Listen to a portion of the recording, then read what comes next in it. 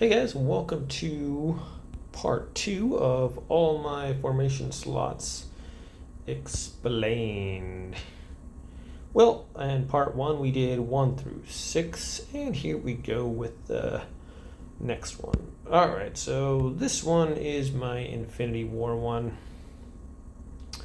Pretty self-explanatory there.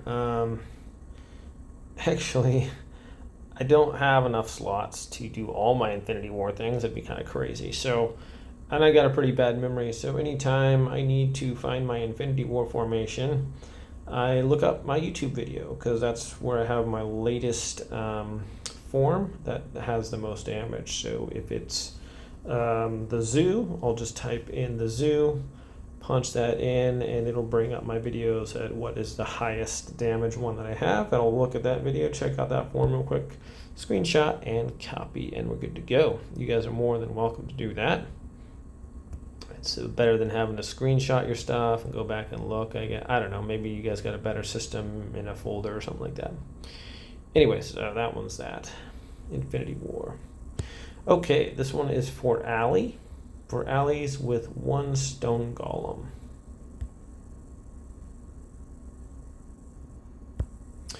And here we go. This one's actually been working really well. So the whole idea behind this one is Siondiok with the heals of Siondiok, Stone Golems are really strong. So if your opponent has that 1 Stone Golem here in the middle, then it dies super fast with this form. So these guys go in there, meteor golems hit and stun the stone golem in the center, and when they roll their meteors also does crazy damage to the surrounding troops as well as stunning them. So I really like the meteor golems. I go heavy on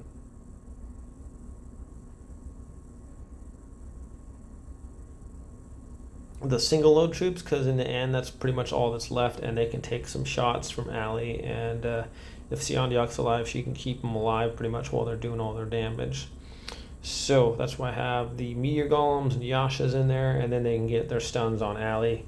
Usually 1 stun on her throughout the process, it's all over. So meanwhile, we go in there, we kill his Stone Golem instantaneously within seconds with the undead warriors running up there as well. And they go up there and kill it. Now I have these back a little bit. If they're on this row, then by the time they run up there, since technically they're a little bit closer to that Stone Golem, he'll smash the ground there. So I don't want him to do that. What I want him to do is I want this Stone Golem here to just start slowly coming towards these Stone Golems. And while he's trying to get over there, he's totally focused on this Stone Golem or the other one over here. So he starts running over here slowly, and while he's doing that, these guys kill him instantly. So he dies. Now what happens when he dies? That Stone Golem in the middle. Meanwhile, these Stone Golems are tanking whatever here he's got throwing at me here. So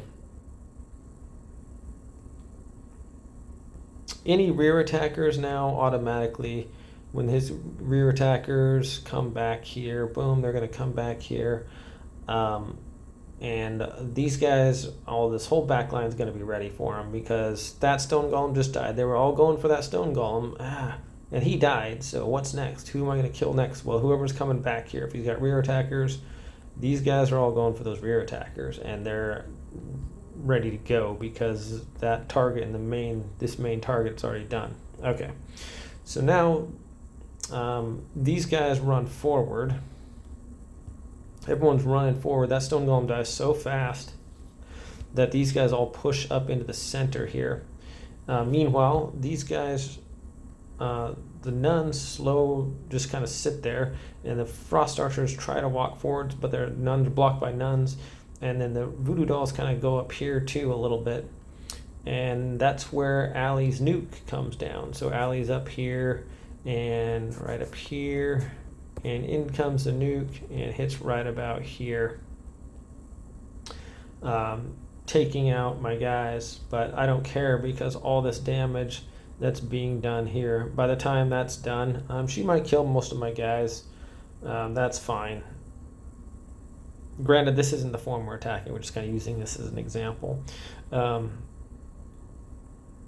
meanwhile, my Peltas and everyone just go and kill everybody else. By the time Ali does her next nuke, everyone should be pretty much dead and have at least one of my heavy hitters on her, stunning her or something like that. So we'll go ahead and run this one on this. I don't think it's going to win, but it might. This is not preferably, I would use my my Celine on that one, but let's give it a shot for fun and giggles, shall we?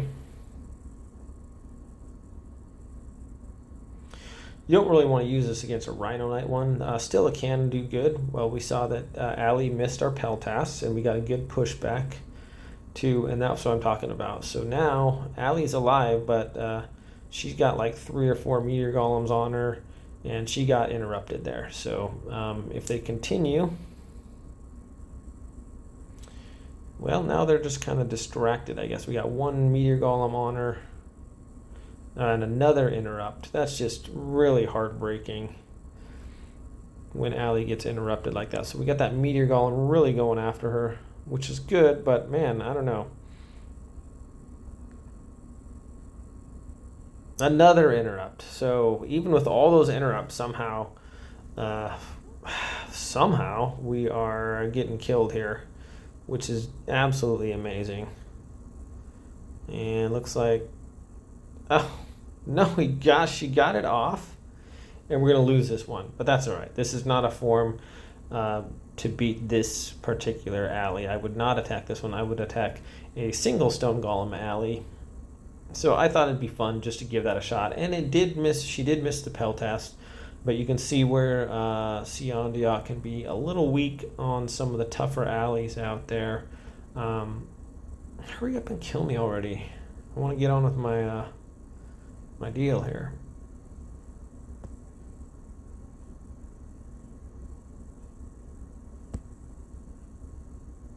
Okay.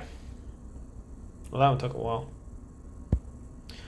I like that one. So that's the deal with that one. So if they have a single Stone Golem in the front, and then like rear attackers along there, the single Stone Golem is just for a single Stone Golem. All right, what is my next form? Kills number 9 here is kills SG Celines.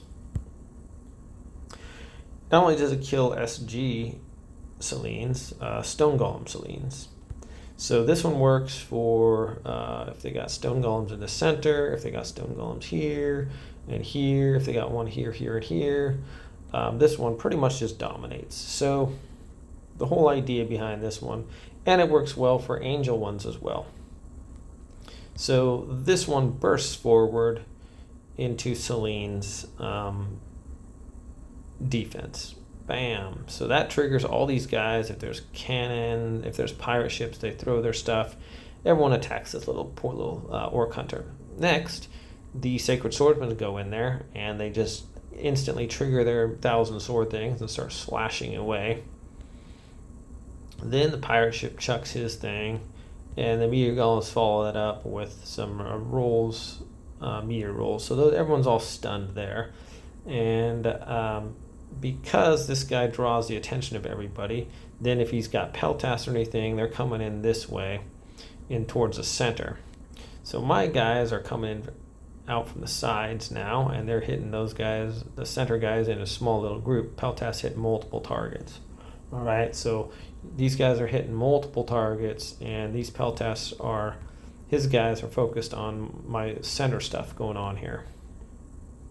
Okay, while all that's going on, I got rear attackers going on there, and they're going back there and attacking Celine, kind of pestering her. The Ghost Assassin goes back there to make sure that it triggers Celine's attack or stun on those guys only. Okay, and then we have the Frost Archers, and they're just going to kind of slow down everybody. Meanwhile, I have Celine in the back, so I'll turn auto off Generally, other Celines I'm fighting have a ton of magic apprentices, and these all are coming back here, all flying down here, probably 8 to 10 of them. And once they get here, then I trigger auto on, and it stuns them all. Okay. All right, and then is when the ballistas and the goblin techs and ice mages go to work.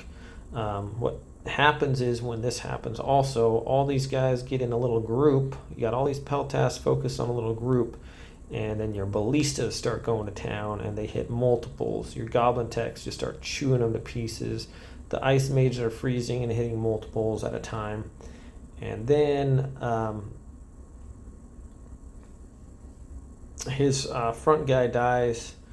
These nuns are able to heal back here. Any guys that are left over, the magic apprentices that don't get stunned for a long time, and then the warriors just kind of mop them up. You'll be down a little bit at first, but then these guys come back and just kill everybody. So that's with that one. Okay, what's our next form here? Kills SG Davison. So this is for Stone Golem Davisons. Let's check this one out. This one might be one that I haven't used in a while, and I might need to update, but we'll check it out if my internet connection will let me. All right, so it's the Sacred Swordsman Shadow Orc Hunter Sacred Swordsman Davison. So this one actually does pretty good against Stone Golems. Stone Golem Davisons, because once again, the Stone Golems or whatever is there, he throws this in there, everyone focuses on this, these guys run in, do their slashing, so all Davison's peltasts and everything gets focused on that middle part. Meanwhile, your peltasts run up. And what's good about this form too is if you have the voodoo dolls run up and they kind of keep the peltasts from moving in a straight line towards this. They kind of, since they're running up together, they're kind of going like this, and so that keeps the peltasts, I noticed, from running. They kind of block them, so the peltasts, instead of going like this, will kind of go up a little bit and not so in so much, and that allows them to get the outside advantage on the other guys. So his troops are coming in here like this, and then your peltasts are just taking them out from the side. Meanwhile, your undead warriors run up there and do their thing, and Davison swoops right around back here and just kind of sits there. So I haven't used this in a while, but that's generally the idea behind all that. Yeah, like I said, it's been a while since I practiced that one, so that one I might keep it, I might put it on the back burner. I actually haven't used it in quite a bit, but I noticed that I was trying to beat this Sacred Swordsman, Orc Hunter Sacred Swordsman Davison, and my Stone Golem ones were getting killed by it. So okay, moving along, we have an alley, and this is for Sacred Swordsman, Orc Hunter Sacred Swordsman Davisons.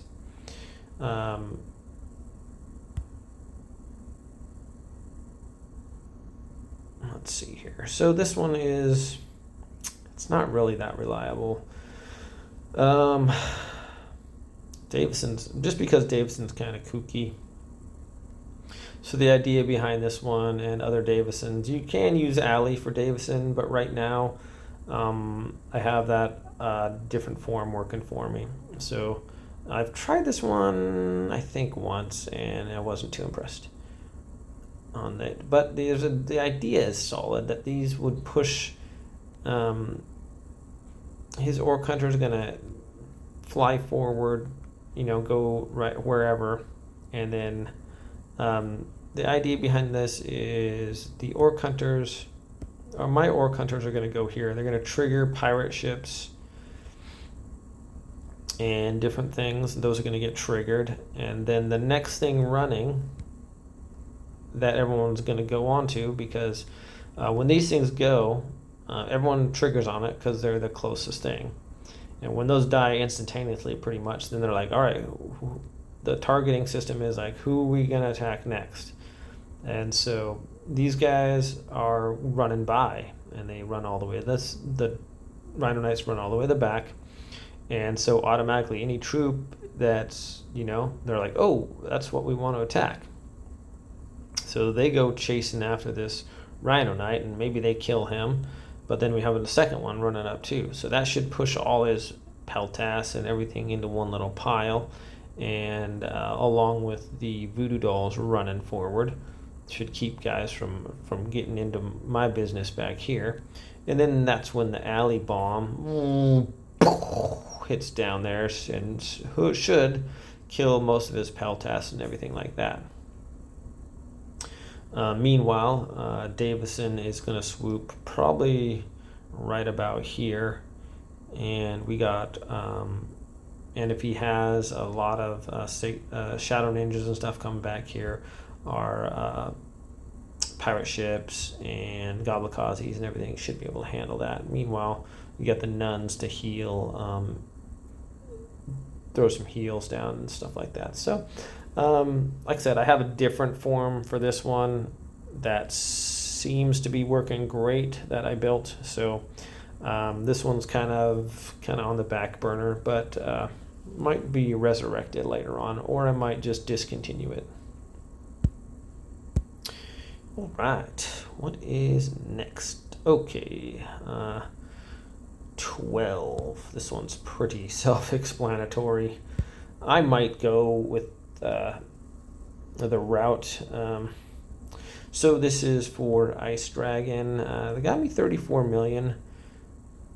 I'm not super competitive in the honor hunting, just because it's mostly a game of who's got the most undead warriors, really. That's what it comes down to. So I don't have 50 undead warriors like everybody else, so this does pretty good for me. I get about 30 million. I got 34, 33, and 30 today, I think. This isn't for Ice Dragon. I just kind of mess with it. This is my Cerberus one. So this one I use for Cyclops, or for Manticore, Cerberus, and Ice Dragon. So if it's going back to Ice Dragon, I just switch all these guys out, and pretty much my first 3 rows all the way back to here are going to be pumpkins, and my 3 witchcraft totems. So that's the only thing really that I change, is that to get the damage trigger. So all this guys would be pretty much, I wouldn't have any of these necromancers either. So all the necromancers would be gone, and these would be pumpkins, and the 3 witchcraft totems. Okay, that's about it with that. I have healers here. Everyone just kind of gets in the pile there. I got brawlers throw up their shields, and does pretty good against the Cerberus and Ice Dragon. And I use this one for Manticore as well. I'm not super competitive in Manticore since it's not really necessary. So that is that.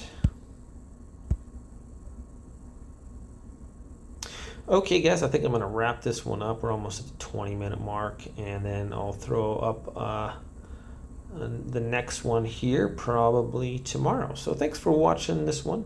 You guys have a great day, and I'll see y'all next time.